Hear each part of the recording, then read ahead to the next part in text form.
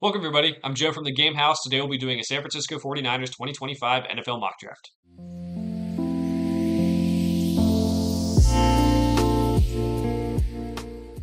The San Francisco 49ers are on the clock in our 2025 NFL mock draft series. We'll be going through a mock draft for every NFL team, probably once before free agency starts and then another after free agency is over.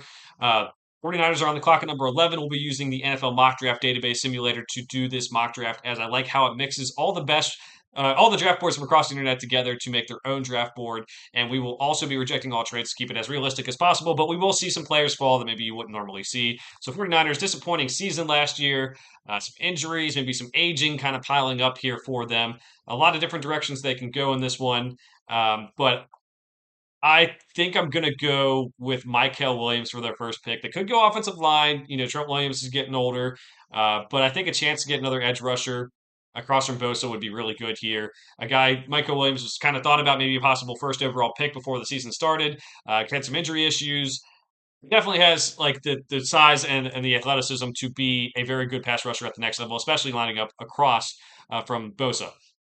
All right, so next pick up, let's go Josh Connerly out of Oregon. Again, offensive line was maybe not the best it has been under San Francisco. Trent Williams is aging. Get a guy that you can develop and maybe play right away and then move over to left tackle later. Connerly was pretty good for Oregon this season. Next pick up, we will go. Let's see here. Once we take a quarterback or a running back, I don't want to go interior offensive line after just going tackle. I mean, I don't think that it's that big of a need, but we'll see. I mean, let's go with let's go with Darian Porter, the corner out of Iowa State, just to help out that secondary a little bit. Did have some injuries, including to safety Talanoa Hufanga, but I think they could do better in secondary either way. At this point, it might be a value pick here with Carson Schlesinger at the top, but we will keep options open here. Yeah, let's go with him. He's a guy who's been rising up draft boards as we speak. A guy who had to wait his time at UCLA, finally got his chance this year, and he ran with it. So good for him. A guy who, maybe not the biggest need on the roster, but could really, really help. We've had a lot of trade talks for this 49ers receivers over the last couple of years. I'm not going to put it past it happening again, but let's go Jack Betch out of TCU. A really good Senior Bowl for him. A guy who started his career at LSU and could be a very good pro. Still looking for a defensive lineman to add here for depth purposes.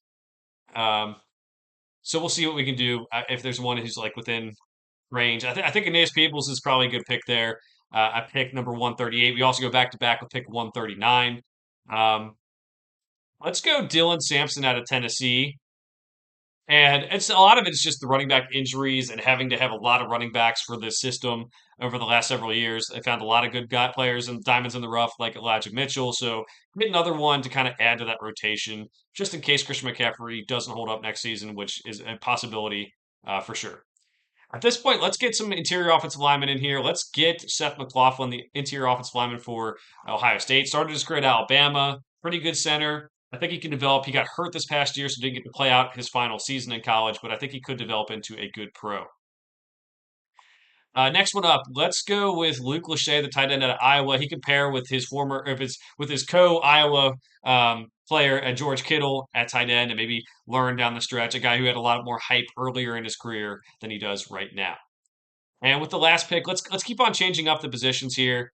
Uh, let's go Tyler Shuck out of Louisville, the quarterback. Could go safety there, but you know we have the whole Brock Purdy situation. Would love to have another backup, a guy to develop, and it might be good to get Tyler Shuck, who some people think he's going to go a lot higher than this. I'm not really sure. I think at his peak, maybe he played pretty decently, but we didn't really see a lot of him during his college career due to injury, due to transfers. So I think picking him here is a good value, but I don't know if it's definitely going to work out.